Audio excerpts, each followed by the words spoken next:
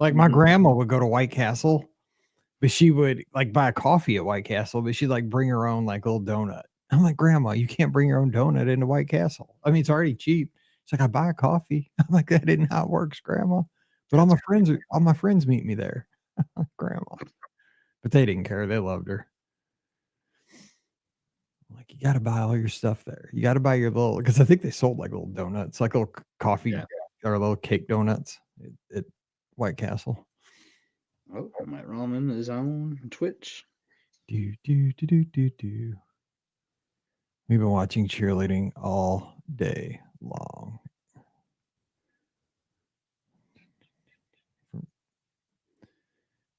And they thought they had like a shooter there yesterday, but it was I was reading that. That's kind of crazy. Yeah. Yeah, it was two dads got drunk actually over, I think, something had to do with nachos. And they got in a fight, and then people stampeded and knocked over some poles. It sounded like gunshots apparently, and it was crazy. I know. Well, we had somebody in the Discord. They were there. I was reading their story. Yeah, I mean, not necessarily the same, but kind of the same. With like Emily's school, like had to evacuate because there was like an active shooter, and like it was a hoax. But like I did not know that at the time as a parent, man, and that was like the worst like 15 minutes of my life. Just thinking that there was a shooter at the school. Yes, yeah, I can't. And then like I couldn't get a hold of Emily, and like a coworker of mine could get a hold of their kid. I was like, well, why won't my kid talk to me? Like, oh my god, like I was freaking out. Yeah, so it's scary stuff. It is. But they came back today, and they're cheering and going until 11 o'clock tonight. Oof, that's a long time. No, seriously. And then they got to, these teams are from all over the country. They got to fly home. Oof. Yeah. Hey, everybody over on Instagram. We got Jay Gart, Carol, and Jeff. Oh, Fulton's over there. Beanie 5357. High Snow. Zach Samples. Mercury Waxing. And over here we got Ryan.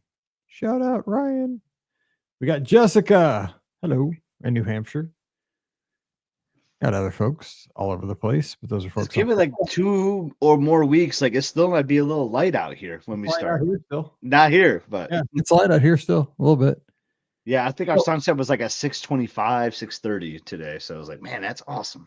So I know we're gonna start. We gotta start the show just like 10 seconds, but I gotta tell you this: we picked the total wrong weekend for the 6-hour show next weekend because I gotta. The night, so Saturday morning at midnight, I got and the night, so the morning at midnight, that's my online do your excursions for the cruise, dude. I gotta stay up till midnight, and I'm sharing a room with my dad, and I'm not in the tower, so I don't know if like I'm gonna just like do it right there in the room, and he's just gonna have to suck it up, Buttercup, while I do all that stuff on the laptop, at midnight. So what are you doing at that point? You don't have to do like the passports and all that stuff then, right? Because that's like at 30 days or something. Yeah, you pick all your stuff though. You gotta do your excursions and all that. Yeah, you do like your tastings and all that stuff. Okay. But so I'll be doing that at midnight, and then the next night, right, I lose an hour of sleep because I want to get up early and run before I go to the airport. So I'll lose an hour of sleep there, and my flight's like at 11. You're gonna be exhausted. Dang, I know. I was like, I picked the wrong weekend. Oh, it'll be fun though. You're gonna be on with us remote, right?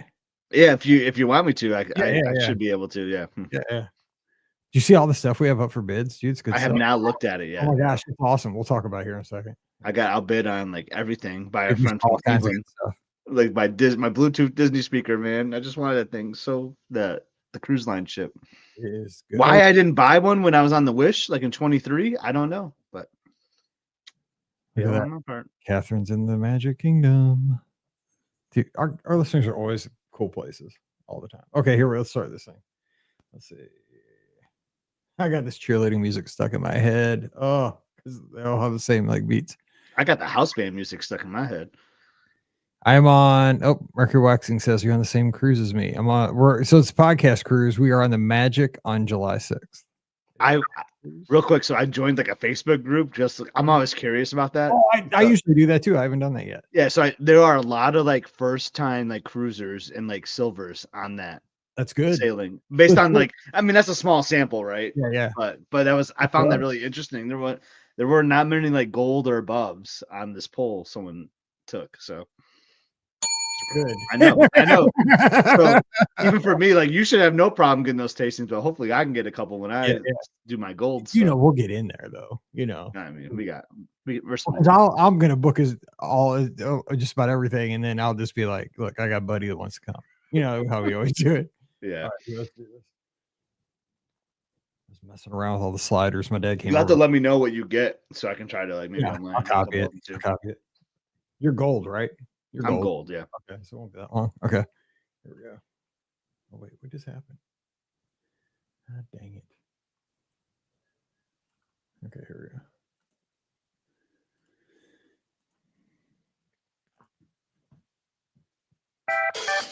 Well, hey, everybody. Welcome to the BOGP Open Line for Sunday night, March 2nd, 2025. I'm your host, Mike Rallman from brguestpodcast.com and one of the senior agents over at the Magic for Less Travel. Happy March to you. Yes, we've made it through January and February. We are in to March. We're going to have a good time over the next hour, taking your calls at 407-413-9395. That's 407-413-9395. But don't memorize the phone number. I'll tell you why in just a minute. We're going to have a good time, though, talking Disney. We've got a topic. We're going to be talking about a lot of stuff here tonight. So joining me, your friend and mine, hashtag Scotty G up in Michigan. Scott, what's going on? Dude, how's in March? Like February really flew by because it would have been 4 weeks ago today. I was at in Vegas for the conference. You were doing the Disneyland half marathon. How was that a month ago? That makes no sense to me. I know, seriously. Yeah. It seems like February took forever, but March Madness is but the thing is, I'm not mad about it because like February is my least favorite month to get us to longer days, warmer weather, March Madness. Like, it's almost here. And I'm wearing all Alani gear today because I leave for Hawaii in 19 days. Oh my gosh, sweet, man! That is so sweet. Get to go back to the because I've never been there. I mean, I can only imagine how awesome it is to get out to the island. Honestly, we're gonna have some friends there too, but like seeing Emily like play her instrument senior year, like just a couple months away from graduation and playing like at Pearl Harbor. That's like on our second day. Then like the vacation could be over after that for me. Like that's just gonna be a chilling, super cool moment for sure. I do like though, because you're like such a, because the time zones are so different when you're there. I have you on Find My Friends. I get to follow you all over these cool places. That is one of the cool things. Like while I'm working, that's what we always do when you're on vacation. I'm always following you. I get a huge kick out of that because especially places I've never been like that. So I am looking forward to it. It'd be much better to be out there with you, but it would be fun to have you. Yes. But I just booked our hotel room. Because I had like the Alani dates booked, like after Emily's done with the band stuff, but me and Liz didn't have anything booked. And I was like, oh, we leave in like 3 weeks. We should probably figure that out. So I got something reserved now. So that's nice. And then, so now we can just count down the days until we get out there. And speaking of, I just made our final payment for the Be Our Guest podcast cruise. That is coming up on us very quickly. I mean, it's just, again, time is marching on. The Be Our Guest podcast cruise coming up July 6th to the 11th. We're sailing on the Disney Magic this time. We've done podcast cruises on the Dream. We've done podcast cruises on the Fantasy. We've done podcast cruises on the Wish. We never did one on the Wonder. I've sailed the Wonder, but we've never done one on the Wonder. I need to get on the Wonder because that's why I want to do the Magic because I haven't been on those classics. But man, I'm telling you what, over the last, because like there's days where I walk on the treadmill and there's days where I run on I walk every day, like in the afternoons. And so I've been just checking out like, walkthroughs of the Disney Magic. Dude, I am so stoked to get on the Magic because it is just a different type ship. I sailed it back in 98, the first year that it was the only ship in the fleet. And that's the last time I was on the Magic. And I'm excited because I think it's going to feel very comfortable, like to the Dream and the Fantasy, but just a little bit smaller, more intimate.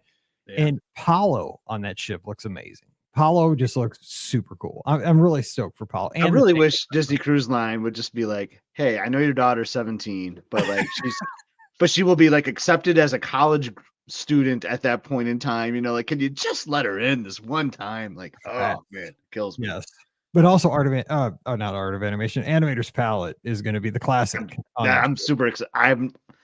I think I've said this before. Like I saw like old videos of that, and then when I sailed the Dream the first time, I thought that's what it was going to be, and it's still awesome on the Dream, the class ships. But It's like, oh, this is not what I thought it was going to be. And I was like, oh, that's only on the classics. So Yeah. excited to experience that. But this is like really exciting for me because I wasn't going to sail this. It was I know. Emily's That's senior super year. We just weren't sure what we're going to do, but now I just have cruise fever, man. I just want to sail all the cruise ships right now. So like I was like, this will be perfect.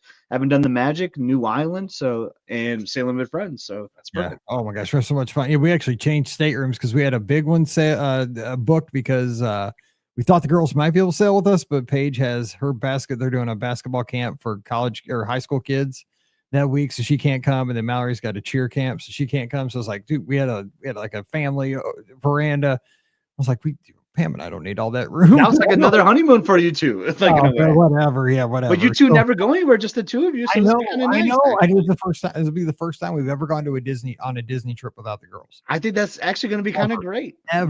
Ever. So I mean, I told you via text we're going to miss Paige and Mallory for sure, right? Absolutely are. But yes, we absolutely are. But yeah, so we just went to a regular old veranda room. Dude, that probably saved you some money too. I mean, no doubt. Big time. I mean, yes. Yeah, because you knocked half the people off your stay. And we knocked half the people off in a smaller cabin. Smaller room. Yeah, 100% I did. And we're actually down the hall from you now. So we're about 20. That's awesome. Actually, the one next door to us is open if you want to come next door, but it'd be an upgrade.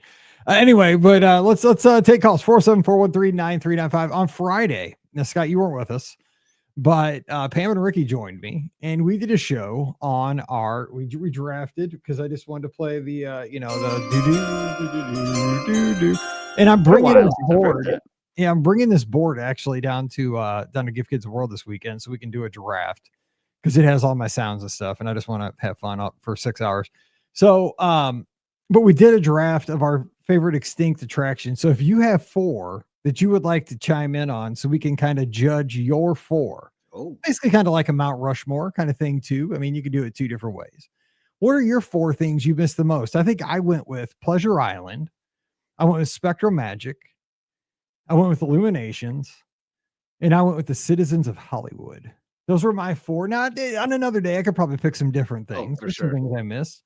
But Scott, what would you say some things that would get into your top 4 here of missed attractions? We can hear from our listeners tonight, maybe. Man, so could you steal others? Like, could I use Illuminations because you had it or no? I mean, yeah, it's conversation tonight because it's kind of like this is like the breakdown the post show. We're going to do something this coming Friday because it's me and you all week, which by the way, because Pam's already in Florida, Ricky's got some stuff going on. So it's a Mike and Scott week. So Friday, we're going to kind of do like a kind of like a PTI style show on Friday.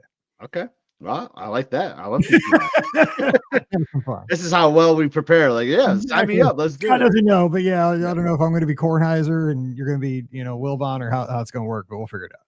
So, I mean, I feel like I got to put Illuminations on that list. I mean, I absolutely love Illuminations. Wishes is so good too. I think you still get enough wishes with Happily Ever After. I feel like, so I would put Illuminations on there.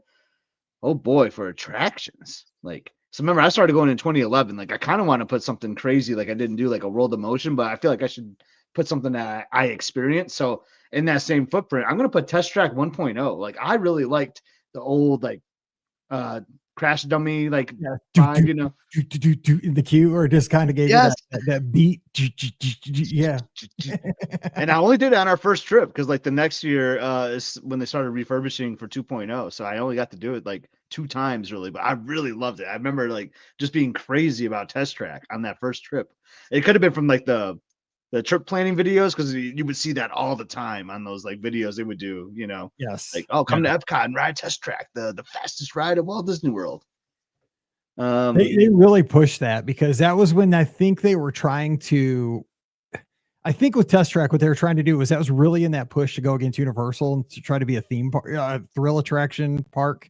Because before that, it was more of family, slow, dark rides kind of thing. And they're like, Universal is going to be getting the teens and we got to get the teens. And that was where they're really pushing Test Track back in that era.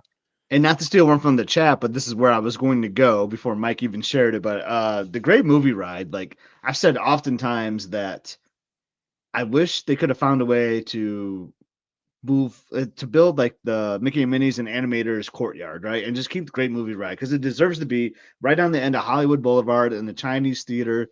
And sometimes you would get the gangster scene, sometimes you get like the cowboy. It was different. The ending the trailers or the trailers in the queue were amazing, but I loved like the video montage clip at the end. It was so good. It was just, it screamed Hollywood Studios, right? Like, and that was back when Hollywood Studios had more like a movie dynamic, but I just loved Great Movie Ride, and I miss that all the time. I don't know how you feel about that.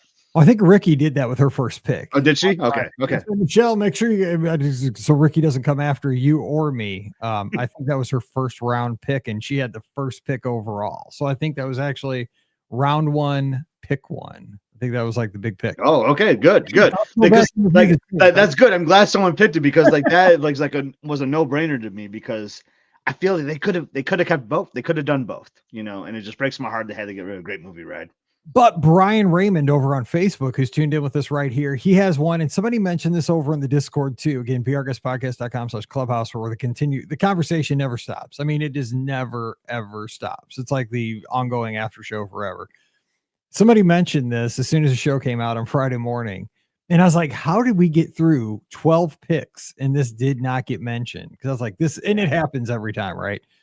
That nobody mentioned the Osborne Lights. Because you saw the Osborne Lights? Oh, right? my gosh, yes. Yeah, okay, yeah. Because the Osborne Lights were, to me, I loved them. Like I can't believe I didn't put those in my top 4, because I am a Christmas nut. I mean, I don't know. My family growing up, like a big thing for us was, I mean, my family was one of those families, like we would get in the car multiple times during the Christmas season, like with a jug of hot chocolate, some plastic Solo cups, and just drive around to like what we called like the richer neighborhoods in our town, where they had the better Christmas lights. Oh, yeah. Oh, yeah. When we'd look at Christmas lights, I mean, that was like a night for us, because it didn't cost any money. We had the big thermos thing with the hot chocolate and put Christmas music on the radio. And so, that was walking through there was like that on steroids, but it was at Walt Disney World. And you got, so to not have that on the show was kind of a crime against humanity. So I'm glad that I kind of agree. And I feel like I would have helped you guys out with that one, because I would have been thinking fireworks shows and things like that. And then you would have already taken like Spectrum Magic, and you would have taken Illuminations, and I would have been out of choices. I mean, like Osborne Lights would have been a no-brainer for me. And like seeing Catastrophe Canyon on here too, like it's just funny. Like we like what Hollywood Studios is doing today, right? I mean, you got some great stuff from. You still got Sunset Boulevard, that's awesome, but then like Slinky Dog is great. The Galaxy's Edge is awesome, but I do miss a lot of the movie scenes, right? Like I loved Catastrophe Canyon. That was one of my favorite things. You can still kind of see that a little bit at Disneyland Paris if you ever make the trip out there. But yeah, just so many lost things at Hollywood Studios is what I'm starting to get here. Did any of you put like a restaurant or anything on there, or was it like kind of like just attractions? We didn't have any restaurants on there. Oh, wait. I think I didn't have any. I'm surprised you didn't put the ESPN Club. And that was brought up in the Discord. But actually a lot of people brought that up, like Chris Bach, one of our listeners that's out in Columbia, Missouri. Yeah, there were more than one person brought up ESPN Club because of memories they had made there in the past, like big games. Because I think a place like that, right? You go there for an event. And like, say your team wins while you're there, like that's going to be embedded in your heart forever. Like I remember I was at this, you got like the Riv in your town, like, the Greasy Sports Bar or what, I don't know what that is, but like we had a place called Devers on the corner at my old house where we used to live. And like, that was where I was when Yadier Molina hit a home run against the Mets in the playoff. And I'll never forget the table I was sitting at, you know what I'm saying? Like, because you make a memory there. And I think a lot of people have maybe a connection like that with a soccer game or some kind of a basketball game or football game at ESPN Club, not just to mention it was a good place to go. But so what about, I think this one, look at Nathan Reed on this one. And hey, we're all friends here. Is Lights Motor Action Extreme Stunt Show. Some people liked it, some people didn't. Because remember, Ricky, I think way back, I mean, like 10, because our show celebrates 17 years this coming weekend. We're going to celebrate the 17th anniversary. I think about like 15 or 16 years ago, 14, so it was a long, long time ago. She talked about Brian's first trip. They went down to Walt Disney World. Brian fell asleep during this show. Oh, wow. It was not his thing. Well, you know whose thing it was? Whose? Yours? My in-laws. That first time we took them, this is all they talked about. So, you're back at the airport, you're sitting around for your flight, you talk about memories from the trip or whatever.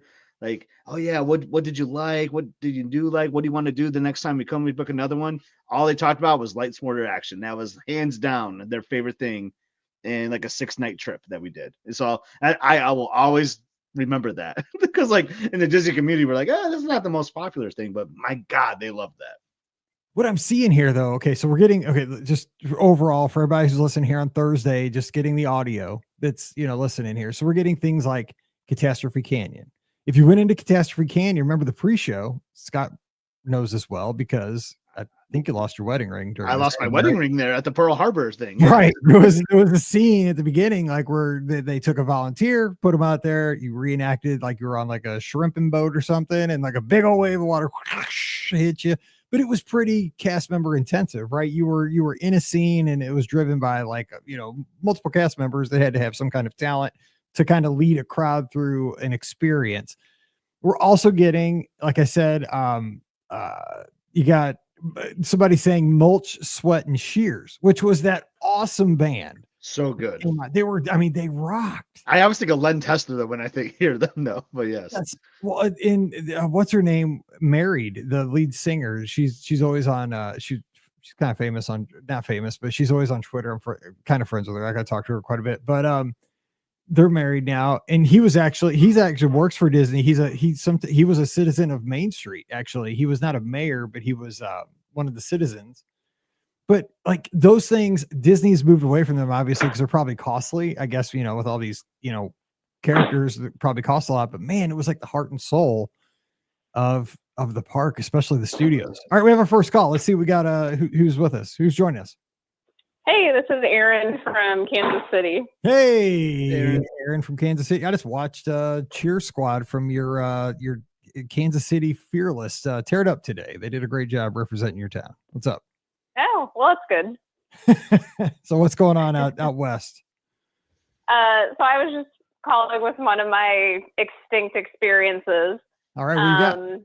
So I went to Disney for the first time when I was 4, so this would have been 1994, and the Honey, I Shrunk the Kids play set, or like play area that was in it was MGM at the time.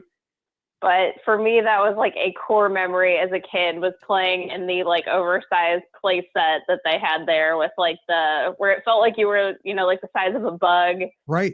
And just, I distinctly remember it was like a large nose of like a dog where it would like spray water at you. And it was just, I remember that as like a core memory from that trip and I just think like having those sort of experiences for little kids where you can kind of like run off some steam and it's, you're not waiting in line for an attraction was just for me, that was like a core memory as a kid. So for a while there, they kind of moved totally away from these, and it was basically like a glorified playground, right? Because the kids could climb around on stuff, run around, and it was that spongy type ground where nobody would get hurt if they fell, stuff like that. But it was super themed, because I do remember this, because I think Paige played on this one of our first trips. Like, I'm old. I feel you're like, I played on it. I'm so old. But because I remember where it was kind of back by the back lot. Yeah, as I recall, in Studio Catering Company. But they're bringing back all these playgrounds, especially like over at Epcot. They're adding a couple there, but they're kind of cool, but they're not as themed to like that thing was hyper themed, like because you're describing it, 20 years later, you climbed up a nose, you had a bug, you were on these gigantic leaves. And I think there was even like misters. There was like some kind of water element in there or something, as I recall. Yeah. The page got wet. I wish they would. I know the 90s were different in the like 2000s, like when they designed these things, but man, I wish they'd bring that kind of level of theming back. And because like you said, it's a core memory. Like I can't get it out of my head, and I never played it. I just sat there and watched Paige playing it. It was awesome. Well, and it was kind of funny because there was a discussion about this in the Discord. And like, I distinctly remember getting misted from like a dog nose. Yes. But then it was one of those things, like I was so little, I was like, is this like a dream? Like, was this an actual thing? And somebody else in the Discord was like, no, I remember that. And it was just kind of funny because it's like such a distinct, because it was so like well themed and immersive. Like it was a very much like a core memory as a kid. That's what it was. Because I remember she was like, she got wet, but I was like, I can't remember. And I was like, was it snot? I remember it was something with like out of a nose. Now, Scott, did you ever get to see that, or was that? And Emily's our first trip? Emily played in there. I remember. I think I have a photo of us like next to a giant like Play-Doh thing or something. You know, like I just had this visual of that. I think it was. I don't think it was Play-Doh. I think it was like a film canister. I don't know. Maybe I can't remember. Maybe I just remember that there's just because it's blew up the playset. So there's like these giant things. I just remember us standing next to something that's really small in real life. I thought it was a Play-Doh, but it could have been whatever. But I just remember her just going to town on that, just having the greatest time because she would have been like 4 years old, you know, and it was just perfect for those kids. And God, I wish they would bring back like I just want to live the 90s over again. You know, like I said this today in the mall. Like we went to our Lansing mall. And it's just so run down and boring. I was like, someone needs to buy a mall and just theme it to like how malls were in the 90s. Like how great would that be? But anyway, I'm going down a rabbit hole here. But hey, dude, you're speaking my love language right there. I love put a skating. But the mall was like there was nobody there, and like I bet you if someone would be like, let's bring back like old Pizza Hut restaurants in this mall, and like we'll bring back KB Toys or whatever. Like could you just imagine like the malls would be popular again? Well, Pizza Hut where you could get the it was like the reader thing. I can't think of the name of it. But like you read so many books, you got the free pizza. Yeah, you gotta make me play the sax. Yeah, Book It would be great. Like, could you imagine if they did Book It for adults now? Because like people that were like kids back then, like they would go nuts for that, right? Like, oh, like I'm a 40-year-old. Yeah, I read 5 books this month. Can I get my free pizza? Like, I think it'd be great. Solve world hunger. Everybody just read. Oh my gosh! You know what? I used to give those things out like crack as a teacher. Because I was the teacher. I dealt those things, you know, because my kids were readers, though. I mean, I don't know if they read the books or not. I guess they said they did. And I was like, you know, free pizza. What's going to hurt? You know, because they gave us a lot of them. So is there, Aaron, do you have anything else though, besides the playground that you would bring back? Like, I mean, you know, we mentioned some of those other things, but is there anything else noteworthy? That's a great story though. I love hearing things like that, especially little bitty kind of secondary thing. So that one, definitely great movie ride. I mean, that was probably my favorite attraction. Like I went in 94, 2000, 2007, and then 2015, right before they closed it. And then our family went this past summer, but like Great Movie Ride was like that was my favorite attraction in MGM. And I did get a chance to do Minnie and Mickey's this past summer, which I will say if you're going to replace Great Movie Ride, like it's a great attraction, but Great Movie Ride was like probably my favorite ride in Hollywood Studios. So I am sad that it's gone. And then in Epcot, I rode World of Motion as, again, very young. I was like 4. But it was one of those things that, like, just some of the scenes kind of stuck out to me. So kind of that, like, edutainment that Epcot used to be, I kind of miss some of those. You always hear, though, that, like, things like World of Motion, you know, like Cynthia's in the chat saying, like, things like Discovery Island and Horizons, for example, like they wouldn't make it today. Like today, Americans don't have the attention span. But Living with the Land, I mean, it never has a huge weight. I mean, except maybe during the holidays when they put the lights in there and kind of jazz it up and give, you know, people a little bit of extra motivation to go in there, maybe take pictures because it's pretty. But I don't think everything at Walt Disney World has to have, you know, like to be successful. I don't think that it means it has to have an hour wait all the time. Like I think it can be a successful attraction and still a majority of its lifespan have a 15 or 20 minute wait. I think Living with the Land is a great attraction, period. It just is. People love it. I don't know. Especially some of those rides that, like, you know, they don't have a long wait because they eat crowds so fast. Like Ellen's Energy Adventure. Oh, yes. We always rode that when we went to Epcot, and it's, you know, it was not a, you know, e-ticket attraction, but it's fun, and it's just kind of a nostalgic ride to go through. You know, we went on this 7 or 8 years ago. We're going to do it again. It's just it was a good way to cool down on a hot day. Just, you know, sit and kind of enjoy. Yep. the ride. Mallory took some good naps on that one when she was little. Like, it's time for her to take a 47-minute nap. But so I like what Aaron is saying here, because I never ever actually gave my fourth answer, and I was gonna kind of cheat, but like I kind of wanted to just bring old Future World back. Kind of like I want an Amen. So I would love to bring like Interventions and the Interventions background loop, which is like one of the favorite loops. Bring the old like Epcot entrance loop back too, because that was so much better back in the day. Just like I would just love to bring Future World, like classic Future World, back as my missed attraction in quotes. Would you bring? Hey, real quick though, would you bring the fountain back compared to what we have now in the middle?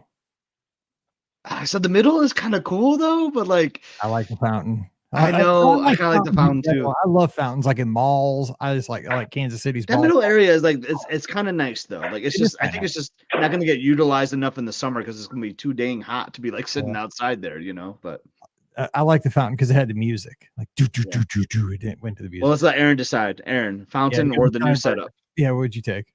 Oh, I don't know. I did like the old fountain. Ah, there you go.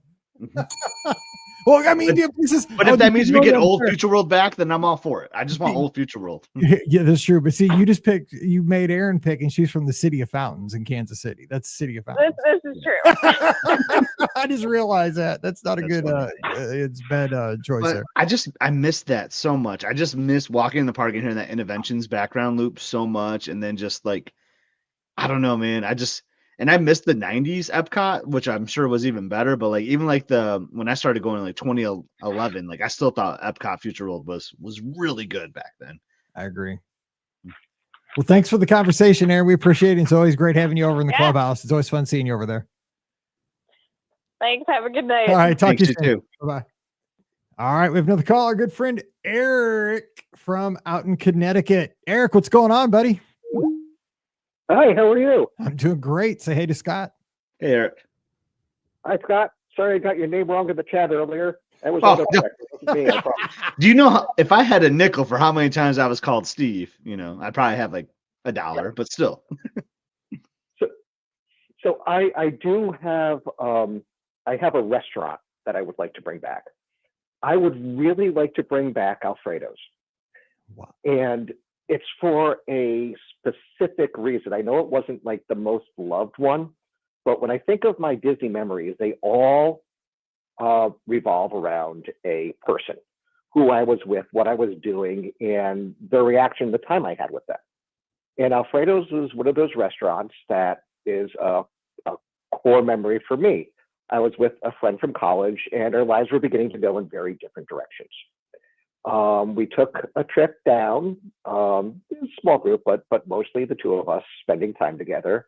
And our last meal there was at Alfredo's. We closed the park down. They were cleaning up around us when eventually it was like, okay, very nicely time to go. And we were there so late that the work lights were coming on in a few of the pavilions. No way. They were starting to do a rehearsal inside the American, I can't remember, the American Adventure Theater there. So we had a guard walking us out. And as we passed each World Showcase pavilion, like when we got like 2 or 3 pavilions away, we saw the lighting behind us change. They're like, are they turning it off because we're still here? They're like, yeah, that's why we're trying to get you out. So I guess it's selfish, but I would really like them back for just for me.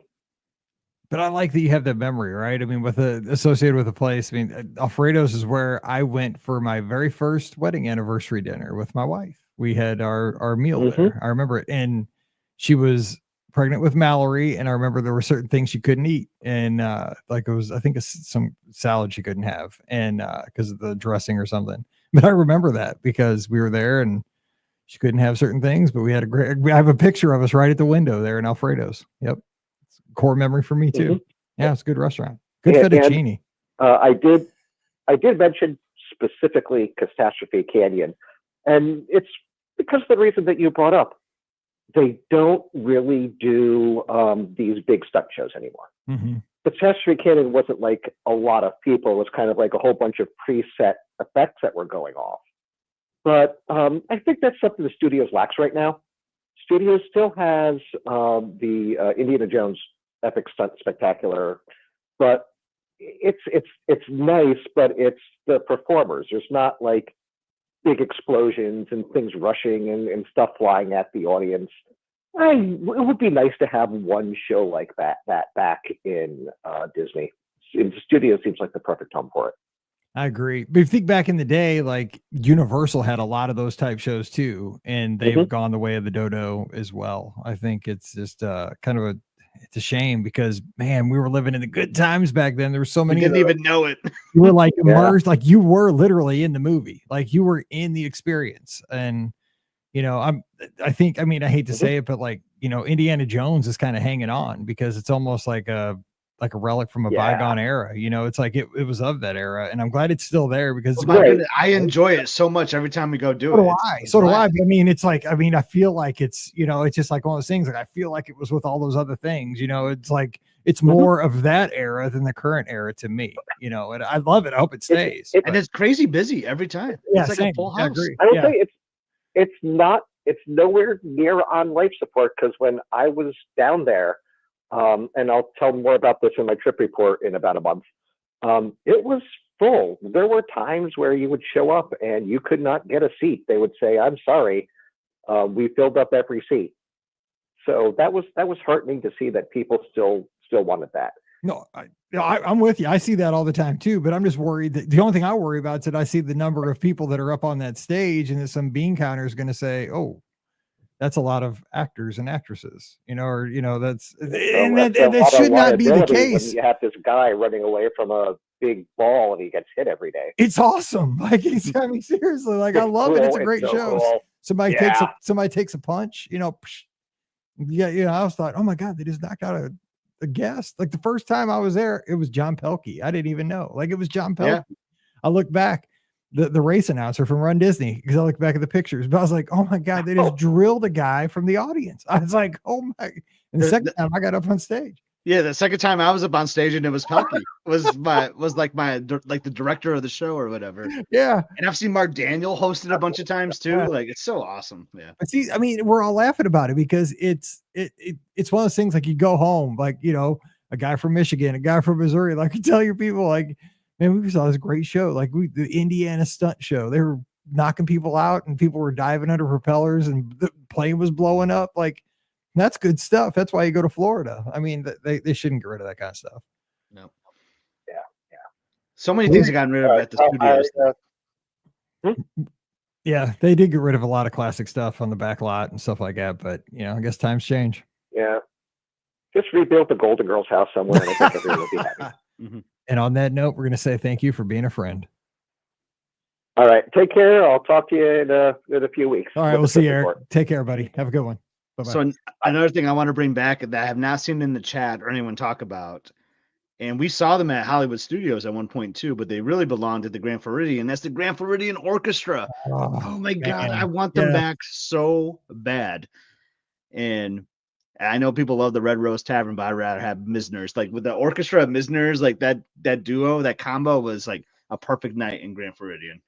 So, okay, let's get philosophical here before. It's not Red Rose Tavern either. I think it's Enchanted Rose. I said it wrong. I wasn't going to call you out on it, but I was like Red Rose. I caught it right away. So before people start emailing me, I'm a good friend. I'm not going to say a word. Because Red Rose is my place out of Disneyland. I love it. I know you like that place. I know. I eat there like breakfast, lunch, and dinner.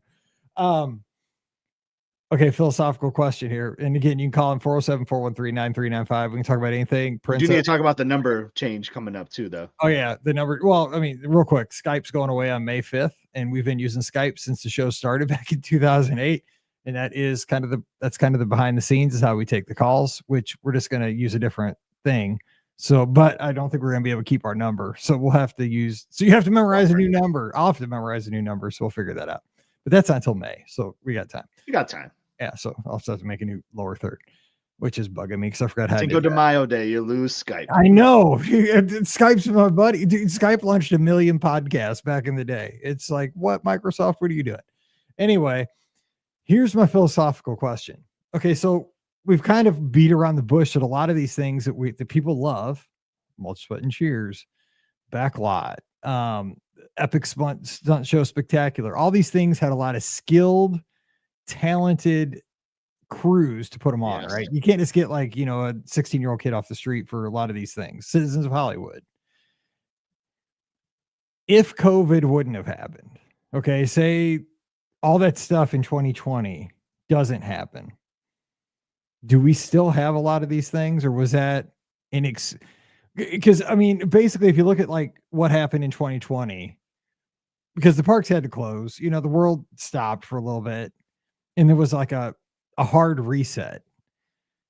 But do you think if that never would have happened and like everything just chugged on, like, how the world went from 2014 to 15 to 16 to 17 to 18, just went from 2020 to 21, like there was not, just flew right through.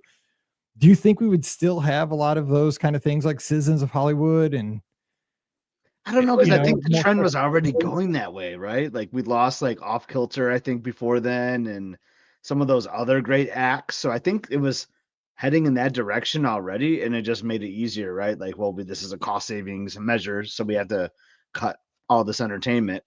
I don't know if it would have been as severe as it is, but I think we're kind of heading that way. What do you think, Mike? I think it's a good point, because I think it's a balance of both, right? Because I think like it was going, that's a good point. It was kind of going that way before, but when they came out of COVID, there was this huge, because people were worried people weren't going to travel, right? So everybody had to kind of tighten their purse strings, and they had to cut costs. And so obviously they had to scale back, and they were not going to be able to offer everything, like they didn't have some resorts open at first. There was, if you think about it, such a weird time, and it's only been 4 years, 5 years. 5 years, almost like to this week, like when it started happening. Oh yeah. Man, I do not want to do that again. But there was this time of year. But they had to, right? I mean, you couldn't go back in 100% as to what you had open, because you weren't going to have 100%. You weren't even have near the guests, so you were going to have near the revenue. But it is one of those things. Like, I think they also used it for a crutch. Like, if they thought they could cut it, that this was the chance to cut it. And a lot of those things they could have brought back, maybe, that they just, because if you're turn their head to, it was like, nope. You just never do it. Like, we could have brought it back. Maybe nobody will notice. And that's not right there to me. And we'll continue to save money and budget things other ways. I mean, I know how it works, but yeah, it's unfortunate, because those were, you hear this. We're talking about like skilled performers, right? We're talking about all these like musicians and all these talent, like actors, and that's what set Disney apart from other like theme parks to me, like just the crew and like all that entertainment. They're an entertainment company, right? And we lost so much of that, and like that's what we all want back so much. Would love to see it.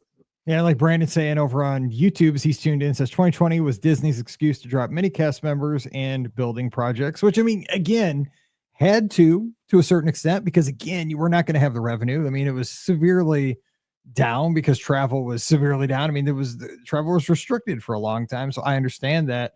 He said his company did the same. I mean, everybody was in a pinch there for a while, but then Carolyn out on the West Coast, she gives us all the great information on Disneyland, said we used to see the best shows in the Hyperion Theater. We had the Blast. We went to Blast over and over again. We saw the Aladdin show and Step in Time. So again, like, and Scott just said it. I mean, the thing that I think Scott just mentioned it, that we're getting at, is we lost a ton of talent. I think in the Disney theme parks, we lost that. I think that's the word. We lost a lot. Where you still see it though? Where do you see it? On Cruise Line. You still see a lot of that on Cruise Line. Because there's like always like musicians out playing, like in the lounges. You got the shows in the theater, and like things happening on deck, like near Funnel Vision and all that. Like you see it still on Cruise Line, which is why like I feel like I have such a draw to those cast members and those vacations. That is such a great point. And I think, I'll tell you, this is why I love these Sunday night shows, because we have no idea where we're going to go with this when we open up these shows. Behind the scenes, I call Scott. We talk about anything but the show before the show starts. We talk about our kids. And then boom, we got it. We're like, we got to start the show at 6:05. Yeah, and then we start the show. We have no idea. And then we just pick a topic and we go, this is how we talk. But I think it's always kind of interesting. So, because I'd never thought about that, but Cruise Line, I think it's what the theme parks were maybe 15 years ago, because it's easy. There's not as many things to think about, like with lightning lanes and, these premier lightning lanes now. And, you don't have to like do ADRs. You just go to dinner, the different restaurant every night. You're going to have a fun time. You're going to have a different theme. You have a serving team that follows you along. So that's cool because they know what kind of drinks you like. They know what kind of dessert you might prefer. You're going to get a great show every night with, like I said, awesome talent. But I mean, the talent isn't just in the Walt Disney Theater. Like you said, they're in the, maybe up on the pool deck playing some music, or, like a comedian that comes into the adult area that night, pops in, pops out, maybe some kind of stomp show, or, I mean, and the new class ships too, they're in the dining rooms too. Like you talk about the Frozen show or the Coco show, like they're out there like entertaining you, like in great, like in the Marvel restaurants too. They're running around. Like, I mean, it's all over those ships, and I love it. I agree. Especially like the cruise director staff. I mean, I think they don't get the credit either because that's a team of usually about, I don't know, like 10 people. Because you got the cruise director and then like the team that kind of runs all the activities throughout the ship. And especially the group that kind of, I mean, this is obviously who we see the most, the people who run the activities for the adults. They run the trivias typically, and like the nightly activities and the adult club, the stuff like that, karaoke and the like hypnotist shows and stuff like that. They're so fun and they're so like witty, and a lot of them can dance. I mean, like, they're talented. Yeah. I mean, like, because we had Morgan on our cruise this past summer, like she would get out there and like do all these awesome like choreographed dance routines. I'm like, she's not just like a club host. Like she had an assistant with her all the time. That would like, it was like her and this other guy, and like they did this choreographed dance every night. I'm like, I told Pam, I'm like, this is unbelievable. Like they should have like a TV show. Like they're that good. Like it's unbelievable, but it's so fun. I mean, so the good news is we still have, you can still seek this out. Walt Disney World, you got Hoop-de-Doo, there's some great talented people there, and they're all over the theme parks too. But to your point, we have lost and we're seeing it in the chat too. We've lost a lot of it in the last few years, and like, I just hope, not to sound like a broken record, but Disney is an entertainment company, right? I mean, that is so entertaining. Like, yeah, I want to do all the rides and all that, and that's so much fun, eating the food in the restaurants and all that, but just having a moment, just walking somewhere and like having this interaction with a cast member doing this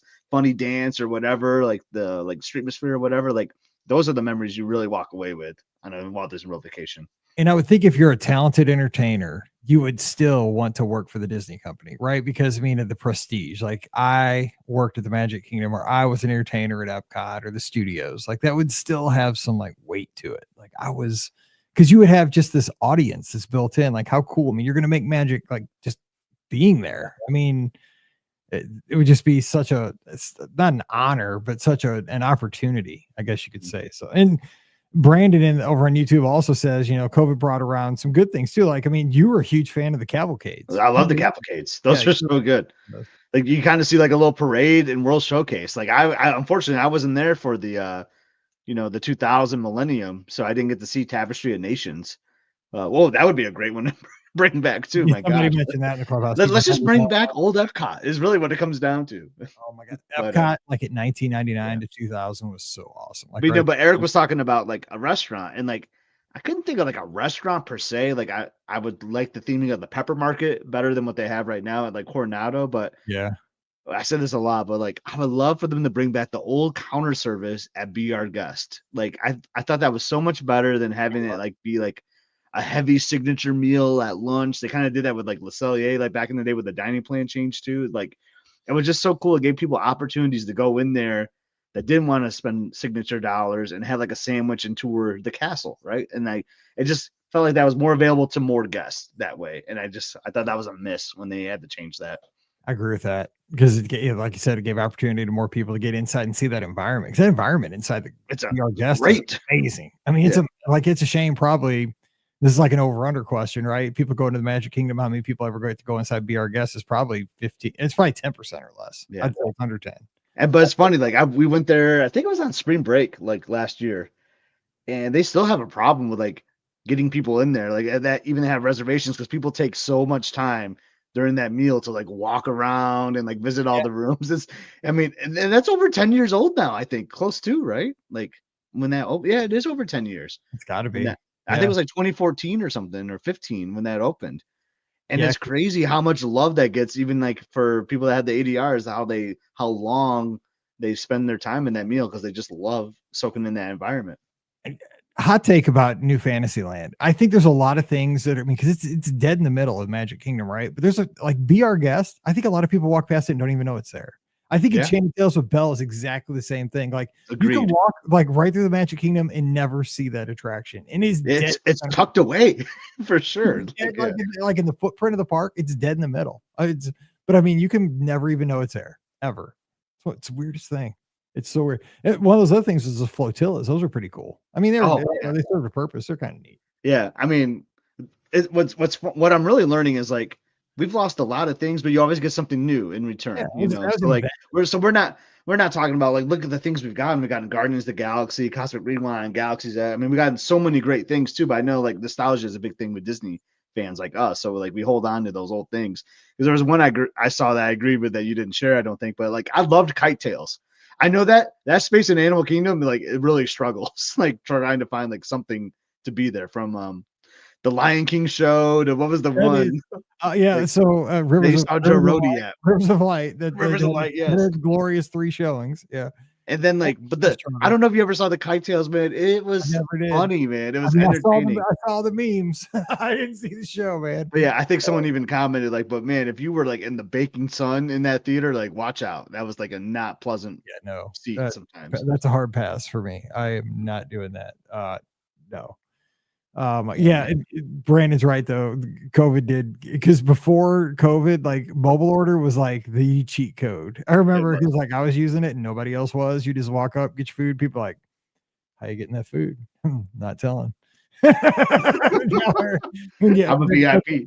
Exactly. Once everybody use it, secret's out. And Cynthia said, Jennifer Hudson started on Disney Cruise Line, right? And she's a rock star now. So.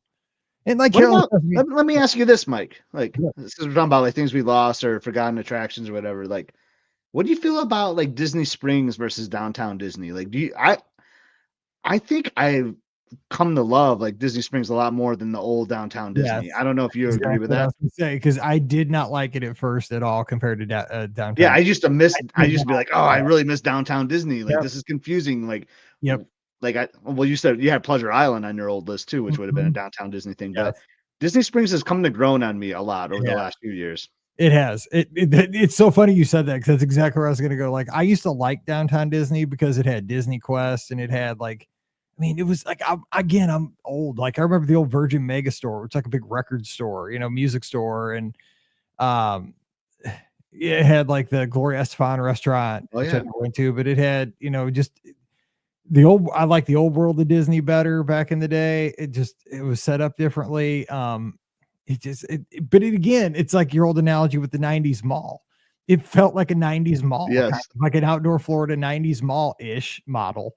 In Disney Springs now, it kind of feels like it's hip and it's cool. And it kind of reminds me of like a Miami kind of feel. Like especially when you're on that strip over there by like Uniqlo and I know you're like White Pig. That reminds me like I'm walking through like some rich part of Miami or something. I don't know. That's my flawed feeling. Right before you go into that covered part by the Coke store. But it's grown on. It has. There's a lot because there's like a lot of live entertainment. There's like a heartbeat to it. It's fun. Like I do like it, but it grew on me over the last few years. But I think when they built that other bridge to kind of make it easier to walk across to the marketplace to the west side, that helped a ton. And the restaurants. I mean, I think the restaurants are some of my favorites are there, from like Boathouse to Haleo and God, I don't even list them all. And if at Homecoming, I mean, there's so many great like lunch spots, and I like some of the unique shopping there too. Some of those like some of those not like a Roller Disney, but like the co-op shop is kind of cool. You can feel like find some cool artwork and things like that too. So it's just I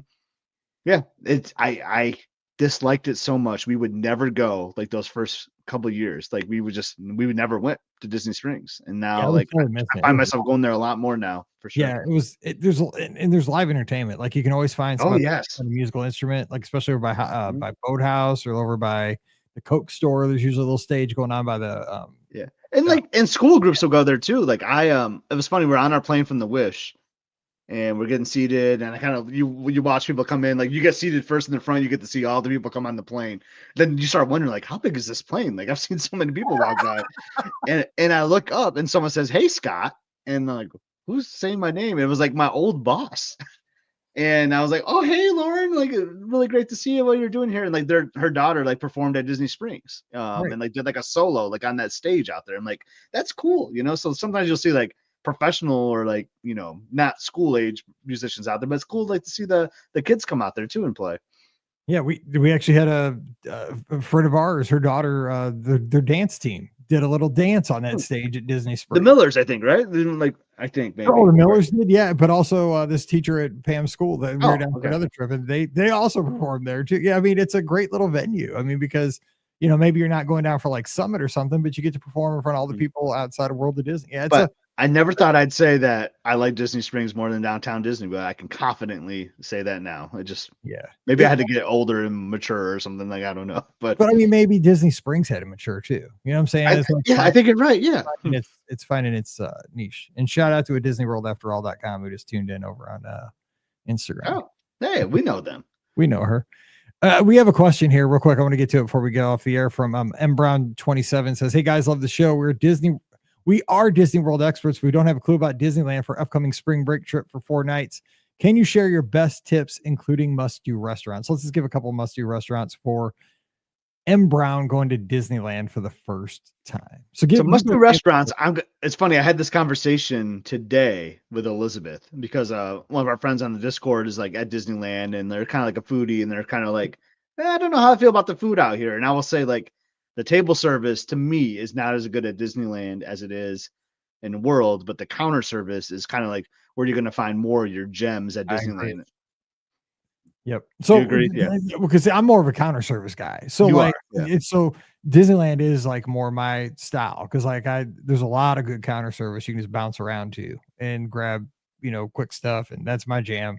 So give a couple good table service recommendations. I'll give a couple counter. So again, like table service is rough for me at Disney, but I really like storytellers, especially for breakfast. Like that's where I was introduced to chilaquiles. Those are rocks. I didn't even know what that was, but they were so good when we went together. So like, and so I mean, I've had chilaquiles other places now, and I think you can get them at other places at Disneyland even. But for me, like, kind of like going back to Eric, like when you have this memory or whatever, like that will always be the home of chilaquiles for me. And I don't even know if I'm saying it right, honestly. But that is such a great spread. They have like this great like bread pudding on there too. They got a carving station, and you see the characters too. And plus the beautiful Grand Californian hotel. So I had to, if you're going to do a breakfast, you have to do Storytellers Cafe for me. Now, did you do Napa Rose? Because they were doing Napa Rose. I have not done Napa Rose. That's one I have not. I think they do like a princess breakfast now too, which is kind of different. So they open up for breakfast too. I've not done Napa Rose. I mean, my favorite signature is no longer there, and that was Steakhouse 55 at the Disneyland Hotel. I absolutely love that. But I'm a big fan of Carthay Circle. I know, Mike, you and I did the lounge area a couple of years ago, which was fine. It was good. It was kind of like small plates. You have a good time there. But if you can book like the restaurant too, I think that's really good. And then the Lamplight Lounge is also another one of my favorite spots. If you can snag one of that, really great view, really good menu offerings and cocktail menus. So if you can get Lamplight Lounge at DCA, that'd be another great suggestion. And again, this is also table service, but it's very casual. Again, the person we're speaking about wasn't a huge fan of the food here, but I am, because it's not about the food. It's about the ambiance. It's Blue Bayou in the Pirates of the Caribbean. It's kind of the essence of Disneyland. You're sitting there beside pirates. You hear the sounds of the boats going by. There's something about, you have to like be in that restaurant because of that. Yeah. But it's simpleton food. I mean, really, you get a Monte Cristo with some, I think like fries or something. And like you can get a hurricane. I mean, but that's like my jam. They have the hurricanes on tap. That was what the craziest thing. So they're not fancy. Like, and I'm not fancy. So it was like totally up my alley. I was like totally fine with that. I was there with my buds, my family. So it was totally great. And also we did the exact same meal at, Cafe Orleans, and it was fine. Same thing, not fancy, but it's just the thing with counter service around Disneyland is just explore. There's just one of the places to go is to go over to DCA, over to San Francisco, and there's basically kind of like a food court. There's like a place where you can get basically like Chinese food. There's a place where you can get Mexican food, and it is all good. I mean, it is all good. Also, Red Rose Tavern. I love that place. We mentioned that a minute ago back in Fantasyland. I love that place in Disneyland. You can't go wrong. I mean, I really like getting like the soup bowls, like in the French Market area. I don't think it's called French Market. It might be called like Tiana's now, but like really love getting those. I mean, Rancho del Zocalo, I mean, that's like I go there every other day, I think, when I'm at Disneyland. I just love going there. I love the views of Big Thunder. That's the thing about Disneyland counter service too. Like that I like almost better than the table service because there's so much outdoor seating and it's beautiful weather. It's so comfortable outside there. So like I just love eating outside and just taking in that atmosphere of just being in Disneyland Park. So that's why I kind of lean towards counter service even more just because of that. Yep. And Carolyn out there on the West Coast says Disneyland Plaza Inn for the chicken. Hungry Bear for the counter service. Haven't tried the food at Tiana's place. Oh, so I was at Tiana's Palace actually, and I had what did I have? It was super good. Oh, I had the catfish po' boy, like platter. Okay. And it came with like rice and beans and stuff. Oh my gosh, it was super good. And bonus, because you're sitting like outside under like this tent thing. And the jazz band came and like jumped on the stage while I was eating. And the jazz band played 3 songs. I was like, this is awesome. Yeah. Going back to that entertainment, you see a lot more of that at Disneyland than you do at World. And they were good. They were so good. I mean, I'm from St. Louis, like we have jazz. And I know last time about Flo's B8, like I feel like their menu has like gotten worse a little bit over the years. I don't know why. I feel about it. Perfect location too. Like I just love Flo's. And Beth, our friend Beth, is 100% right. I will always tell everyone you got to go to DCA for the corn dog. Do not get it at Disneyland. I think the Little Red Wagon is like just overhyped, and I think it's actually different in DCA. So that's if you want to get a corn dog, that's where I would go personally. I had a corn dog in each, I think last time. Yeah. And there's like there's a like in Frontierland, I can't think of the name of it. There's a like the stage door or something like that. Yeah. Like they have a really good corn dog there too. That I think I like better than the Red Wagon too. Got to be the same corn. They got to be making them in the same place because those things are so close together. I know, but I just have this thing where I think it's different. They got to be coming out of the same fryer. Those 2 places, Red Wagon and the stage door, those things have to be coming out of the same fryer because they have. They're different. Apart. A taste test. I think so. I think next time we'll totally have to do that. Yeah. And Carol says, for downtown Disney, of course, Earl of Sandwich is a good choice. Let me finish off. She also agrees Storyteller's awesome for dinner, and V8, Flo's V8 over there for sit down. And basically like named off like every restaurant. Yeah. So basically you're not going to go hungry. Yeah. You could eat well at Disneyland. And then my favorite Disneyland snack, even though I like beignets better at French Quarter in at Walt Disney World, like you got to get the Mickey beignets at the Mint Julep bar. Yes. But if you want a savory one, you got to get that pretzel brat thing back across. It's Edelweiss Snacks. It's across from the Matterhorn. I just want all the Disneyland food. That thing is so heavy. I had it twice. Oh, I think it was a belly buster. Oh my gosh, it was so good though. It was a brat that was wrapped in a sourdough or a pretzel with mustard, and I can't remember what it was. It was wild, and it was a mess. I just know I shouldn't have had it, and I had it twice. But I didn't care. That's why you go out there. Oh, and she said, don't forget Trader Sam's. See, I like going to Trader Sam's too. And I mean, Disneyland's Trader Sam's is the Trader Sam's in my opinion. But I love the, Carolyn can help me here. I can't think of the restaurant. At Tangaroa Terrace. Yeah, I love that place. And you can order some of the things from there at Trader Sam's, or afterwards you can just go next door and order. Definitely I like that. I like that place a lot, actually. All right. Well, we're going to call it a show because Scott and I are going to be together this week on Wednesday and Friday. Listener questions coming your way on Wednesday and Friday. We're just going to have some Disney topics. We're going to bounce off each other and see where we stand on those topics. And of course, then on Saturday, we'll be on the air for 6 hours straight, 10 to 4. So join us for that. Real quick, though, just so you know, the auction has started. We have over 5 pages of items to check out right now. So go to Be Our Guest Podcast on Facebook. It's a pinned post right there. You can see all the stuff that's up there. We have posters. We have autographed Kingdoms Keepers books. We have tons of Disney pins. We have stuff from the Disney ships. We have stuff from the Disney Treasure. We have stuff from the Disney Wish. We have stuff from Lookout Key. If you are a Disney cruise line fan, you can get in on that stuff. We have collectibles from extinct Disney attractions. We have stuff from the Halcyon, from the Galactic Star Cruiser that you had to go on the Star Cruiser to get. I mean, if you are any kind of a theme park fan, Disney Cruise Line fan, movies fan, if you like those Funko Pops, collector, it's all on there. I mean, we have Dooney and Burke bags. We have those. What's the other one? Not Dooney and Burke. We have those.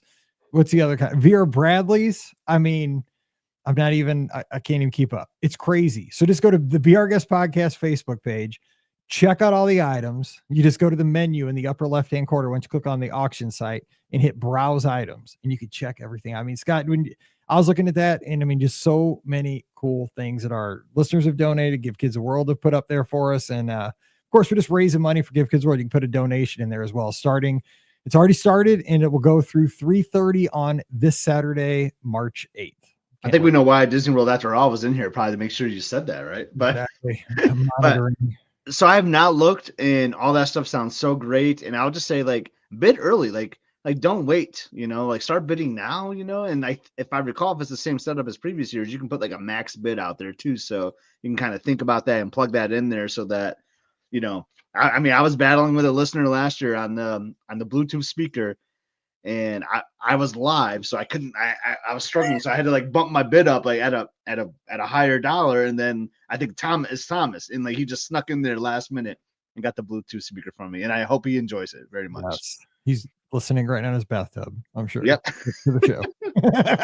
That's awesome. No, but that's the beauty of it, because we're just helping those families, right? So getting outbid is part of the fun. It really is. And there's actually a button right at the top. You can donate $20. And what that $20 is, pizza for a family for a week at Give Kids World. Right there. It tells you what your money's going towards. $100, I think, is like ice cream for a whole group of folks for a week at Give Kids World for breakfast. I mean, it's really cool. Just swing by there, and just the bottom line is we're just trying to help people out, and these families have been dealt some bad cards, but you can help ease their pain. So let's do that this Saturday, but we can start right now and just get the ball rolling and just kind of celebrate it all through Saturday afternoon. So join us on Saturday, 10 to 4.